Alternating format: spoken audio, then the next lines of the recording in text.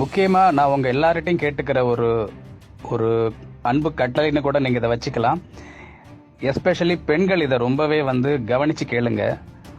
எதெல்லாம் வீட்டில் பயன்படுத்தக்கூடாது, முக்கியமான விஷயங்கள் எதெல்லாம் பயன்படுத்தக்கூடாதுன்னு சொல்கிறேன், அதெல்லாம் தயவு செய்து நீங்கள் எக்காரணத்தை கொண்டும் பயன்படுத்தாதீங்க.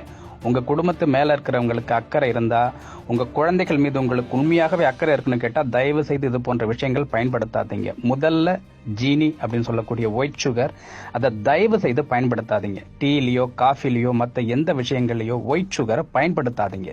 அது ஒரு ஒயிட் பாய்சன். அது ஒரு ஒரு ஒரு அது எப்படி சொல்றதுன்னே தெரியாத அளவுக்கு ஒரு மோசமான ஒரு கெமிக்கல் ஃபார்மேஷன் அது. அதை தயவு செய்து பயன்படுத்தாதீங்க. அதுக்கு பதிலாக நாட்டு சர்க்கரையோ வெல்லமோ அச்சு வெல்லமோ பனங்கற்கண்டோ கருப்பட்டியோ இது மாதிரி எதை வேணாலும் பயன்படுத்துங்க. குழந்தைகளுக்கு தயவு செய்து பயன்படுத்தாதீங்க. லங்ஸ் கெட்டு போறதுக்கும் சுகர் வர்றதுக்கும் உடம்புல இருக்கக்கூடிய எதிர்ப்பு சக்தி அழிஞ்சு போறதுக்கும் மிக முக்கியமான காரணமே அந்த ஒயிட் சுகர் தான், வெள்ளை சீனி. அந்த வெள்ளை சீனியை பயன்படுத்தாதீங்க, முதல் விஷயம். இரண்டாவது விஷயம், ரீஃபைண்ட் ஆயில தயவு செய்து பயன்படுத்தாதீங்க. எந்த சூழ்நிலையிலையும் ரீஃபைண்ட் ஆயில பயன்படுத்தாதீங்க. நாட்டு மர செக்கு எங்க கிடைச்சாலும் போய் வாங்கிட்டு அதை தயவு செய்து அதை பயன்படுத்துங்க. ஏன்னு கேட்டா, 1 கிலோ எள்ளானது 100 ரூபாய்க்கு மேல விற்கும் பொழுது, 1 கிலோ கடலையானது 100 ரூபாய் விற்கும் பொழுது 3 கிலோ போட்டு ஆட்டினாதான் 1 லிட்டர் எண்ணெய் கிடைக்கும். அப்படி இருக்க சமயத்துல உங்களுக்கு 80 ரூபாய்க்கும் 90 ரூபாய்க்கும் எண்ணெயை கொடுக்க முடியும்னு கேட்டா அது எண்ணெயே கிடையாது. அது எல்லாமே பூமியிலேருந்து எடுக்கக்கூடிய மினரல் ஆயில்ஸ். அதை தான் நம்ம பயன்படுத்தணும். தயவு செய்து அதை பயன்படுத்தாதீங்க. மூன்றாவது விஷயம், மைதாவை எக்காரணத்தை கொண்டும் பயன்படுத்தாதீங்க.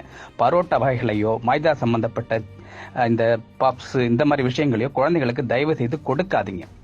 அதே மாதிரி உடலுக்கு ஏதாவது பிரச்சனைகள் வரும்பொழுது டாக்டர்கிட்ட தூக்கிட்டு போயிட்டு உடனே இன்ஜெக்ஷன் போடுறதையோ மாத்திரை கொடுக்கறதையோ தயவு செய்து நிப்பாட்டுங்க.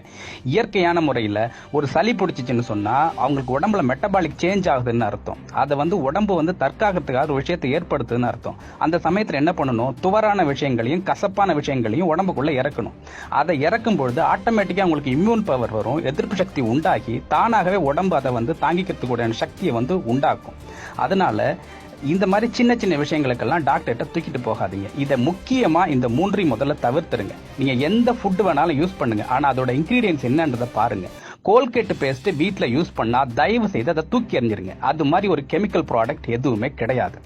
இயற்கையான முறையில் உள்ள பேஸ்ட்டை பயன்படுத்துங்க. நேச்சுரல் தயாரிப்புல இருக்கக்கூடிய பொருட்களை பயன்படுத்துங்க. அது மாதிரி பெருமைக்காக இந்த KFCக்கு போறேன், மேரி பிரவுன்ல போயிட்டு சிக்கன் சாப்பிடுறேன், கிரில் சிக்கன் சாப்பிடுறேன்றதை தயவு செய்து நிப்பாட்டுங்க.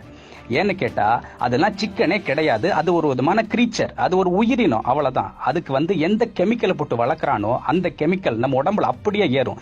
எஸ்பெஷலி குழந்தைகளுக்கு கொடுக்காதீங்க, மலட்டுத்தன்மை ஏற்படும். ப்ரீமெச்சுரைசேஷன் சொல்லக்கூடிய 8 வயசுல 7 வயசுல குழந்தைங்க பெரிய பிள்ளை ஆகிறதுக்கு அதுதான் காரணம். அதே மாதிரி 30 வயசு 35 வயசுல மோனோபாஸ்னு சொல்லக்கூடிய பெண்மையை இழந்துருவாங்க அவங்க. அதனால தயவு செய்து அந்த சிக்கன் என்ற விஷயத்தை குழந்தைகளுக்கு கொடுக்கவே கொடுக்காதீங்க. சிக்கன் சொல்லக்கூடியது ஆணும் கிடையாது பெண்ணும் கிடையாது, அது ஒரு நியூட்டர் ஜெண்டர். அந்த ஃபுட்டை தொடர்ந்து எடுத்துக்கும் பொழுது நம்மளோட உடம்பும் எந்த பாலினத்தையும் சேராம ஆணினத்தையும் பெண்ணினத்தையும் சேராம நியூட்டர் ஜெண்டரா உருவாயிடும். அதனால தயவு செய்து சிக்கனை கொடுக்காதீங்க. இதெல்லாம் முக்கியமான விஷயங்கள். இதை தயவு செய்து முதல்ல கடைபிடிக்க ஆரம்பிங்க. ஒயிட் சுகரை சாப்பிடாதீங்க, எண்ணெயை மாத்துங்க, மைதா பொருட்களை தவிர்த்துருங்க, சிக்கனை சாப்பிடாதீங்க. நன்றி.